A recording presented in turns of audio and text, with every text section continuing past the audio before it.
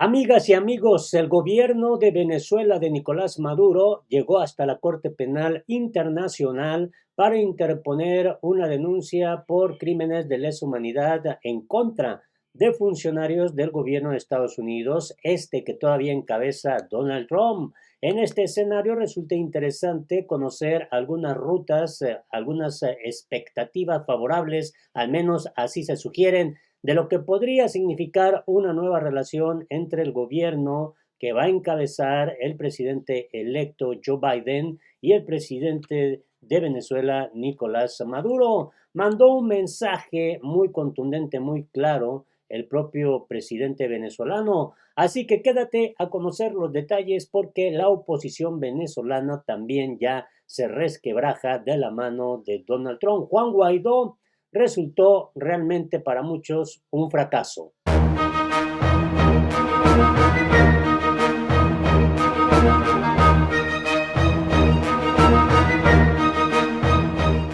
Hola, me da mucho gusto saludarte este miércoles 16 de diciembre del 2020 y vamos directo a esto que está ocurriendo en Venezuela, este hermano país de Latinoamérica. Y vaya que el tema está bastante interesante. Y vamos a comenzar con esta noticia. Vicepresidente de Venezuela afirma que su país presentó ante la Corte Penal Internacional suficientes pruebas contra Estados Unidos por crímenes de lesa humanidad. Rodríguez aseguró que las consignaciones sustentan la denuncia de su país contra el gobierno estadounidense. La vicepresidenta de Venezuela, Delcy Rodríguez, afirmó que el Estado venezolano consignó suficientes pruebas, evidencias y confesiones ante la Corte Penal Internacional para avanzar en su demanda contra funcionarios del gobierno de Estados Unidos por presuntos crímenes de lesa humanidad. Venezuela avanza en su demanda contra autoridades del gobierno de Estados Unidos, quienes a través del bloqueo criminal agreden al pueblo venezolano de forma sistemática, manifestó Rodríguez, quien agregó que las pruebas presentadas sustentan el expediente presentado por su país. Y bueno, este es el tuit a través de su cuenta oficial, donde Delcy Rodríguez da a conocer esta postura. De igual manera, Jorge Arreaza, el canciller venezolano, afirmó esto en su informe anual. La fiscal de la Corte Penal Interamericana confirma que recibió el voluminoso informe del fiscal Tarek William Saab como parte de la cooperación. También continúa estudiando nuestra demanda contra funcionarios de Estados Unidos por las mismas acusaciones como resultados de las sanciones.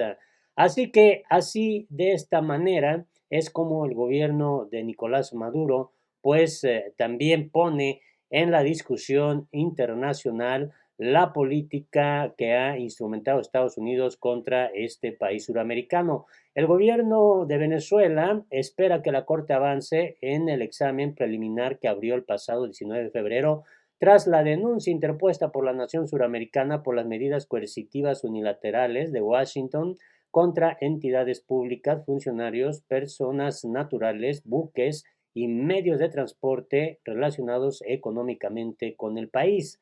Este lunes la Corte emitió un informe en el que dejó asentada su intención de concluir su análisis durante la primera mitad de 2021 para determinar si existe fundamento razonable para proceder a un análisis sobre admisibilidad. Vaya que así se encuentra este panorama. Por otra parte, la Corte Penal Internacional reconoció que las instituciones del Estado venezolano colaboran con la instancia para aclarar las denuncias por presuntas violaciones de los derechos humanos formuladas contra algunos cuerpos policiales del país suramericano. Al respecto, el Ministerio Público venezolano destacó que este reconocimiento demuestra que las instituciones venezolanas atienden todos los requerimientos de la Fiscalía de la Corte en tiempo y forma. Y en este contexto, pues también el presidente de Venezuela, Nicolás Maduro, hizo esta propuesta bastante interesante, que el Banco del Alba pues dé financiamiento a la vacuna masiva contra el coronavirus en los países de la Alianza. El presidente venezolano aseguró que es una propuesta venezolana fundamental y vital para garantizar el acceso a la inmunización. De esta manera, Maduro pues propuso que el Banco de la Alianza Bolivariana para los Pueblos de Nuestra América Tratado de Comercio de los Pueblos, ALBA-TCP, se fortalezca para poder garantizar el financiamiento de la vacunación masiva contra el coronavirus. La alianza debe garantizar a través del Banco del ALBA el financiamiento de todo el proceso de vacunación de los países miembros del ALBA, afirmó Maduro, quien agregó que se trata de una propuesta venezolana fundamental y vital para garantizar el acceso masivo a la inmunización. Durante la cumbre 18 del ALBA, Maduro aseguró que América Latina y el Caribe tiene que tener muy bien estudiado el tema de la vacunación masiva, de las vacunas que va a usar, tener la capacidad para su uso y aplicación masiva para nuestros pueblos. Maduro resaltó que la región cuenta con las 4 vacunas de Cuba, pero también con las demás opciones mundiales. Está la vacuna Sputnik V de Rusia. Nosotros estamos haciendo las pruebas en Venezuela y van muy bien. Hoy anunciaron que su vacuna logra el 91% de la eficacia y en los casos graves el 100%. Es importante. El presidente resaltó que el mundo ya cuenta con una oferta de vacunas importante. Hoy empezó la vacunación masiva en los Estados Unidos, ya empieza en Reino Unido, Estados Unidos, Europa, por lo que, a juicio de Maduro, la región latinoamericana no puede quedarse atrás.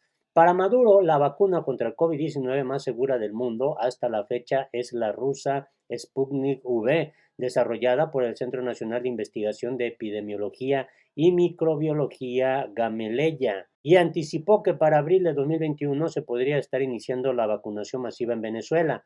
Los resultados obtenidos durante la tercera fase de los ensayos clínicos de Sputnik V señalan que su efectividad alcanza un 91.4% después de 21 días, contados desde el momento en que los voluntarios recibieron el primer componente de la vacuna. Y en este escenario vale la pena pues traer también aquí a la opinión lo que Osiel Ali López escribió en el portal de RT Noticias, lo que revelan los resultados de la consulta de Guaidó o cómo esperar las líneas de Biden.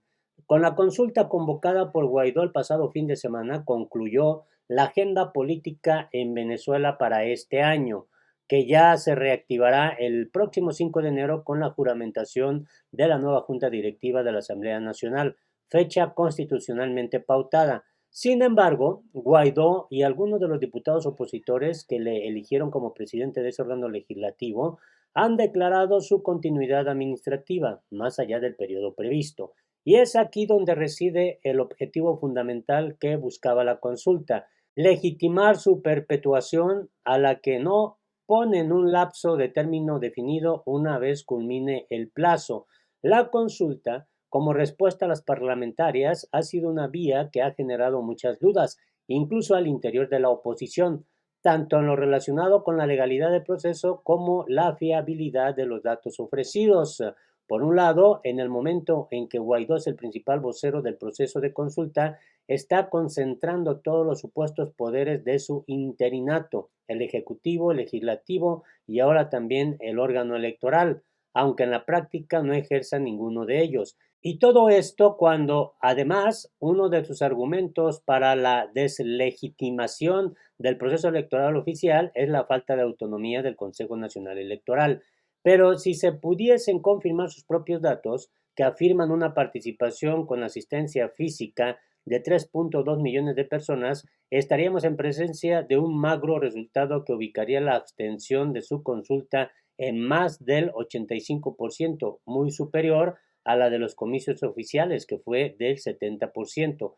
Luego estarían los 845,000 participantes que habrían votado desde el exterior, siempre según las cifras de Guaidó, y que expanden su padrón electoral debido a que este segmento no podía participar en las parlamentarias, ya que su derecho a votar en el exterior está limitado legalmente a las elecciones presidenciales. Por otro lado, los 2.4 millones de ciudadanos que supuestamente participaron de manera virtual no podrían ser comparados con los resultados de la Asamblea Nacional, ya que el sistema no contempla este tipo de mecanismo, y menos con una prolongación de tiempo de casi una semana. Además, son resultados que no pueden ser corroborados y que no tuvieron observadores internacionales. Un dato curioso si tomamos en cuenta la cantidad de aliados de Guaidó en gobiernos poderosos. Así, los propios datos del equipo organizador de la consulta dejan a la oposición como minoría y rompen la vinculación que pudo haberse hecho de alta abstención de las parlamentarias como respuesta a una convocatoria opositora. Según Eugenio Martínez, un conocido analista electoral de la oposición, no hay forma de justificar los números de participación en la consulta. Más que una crítica, afirma que no es un evento propiamente electoral. Incluso aquellos medios internacionales que habían levantado amplias expectativas en torno a la convocatoria terminaron ofreciendo sus críticas, como por ejemplo France 24, y es que los resultados anunciados por el comité no se pueden constatar, pues además de la ausencia de observadores externos, no hubo controles de participación para evitar que los ciudadanos depositaran sus respuestas en más de un punto o que quienes ya hubieran votado en las aplicaciones no lo hicieran también con papeletas físicas. Por su parte, la agencia EFE concluyó que el evento levantó un mar de dudas por unas cifras no constatadas por observadores, sin detalles del resultado y que abren un camino todavía sin destino. Desde ese nivel de precariedad legal y técnica de la consulta, resulta difícil acusar de fraude al sistema electoral oficial, tal como han hecho Guaidó y sus seguidores. La debilidad también es política. El resto del liderazgo opositor no fue muy entusiasta en su apoyo. Sectores radicales como el de María Corina Machado rechazaron la movilización y terminaron de apartarse de Guaidó, al que previamente habían reconocido. Enrique Capriles, más moderado políticamente, también descartó de cuajo participar en el evento y considera agotado el proyecto de Guaidó. Con estas posturas, el interinato está siendo sostenido básicamente por el sector de Leopoldo López, quien se encuentra operando entre España y Colombia. Si el objetivo era más bien reactivar las calles y manifestaciones contra el gobierno, tampoco lo logró, puesto que no hubo movilizaciones, protestas ni centros de votación llenos. Anteriormente, la oposición intentó hacer consultas de este tipo en 2017 sin algún impacto político que valga recordar. Es muy probable que esta vez puede suceder lo mismo. Y bueno, esto es muy interesante. La fotografía final del año en la esfera política venezolana puede resumirse de la siguiente manera.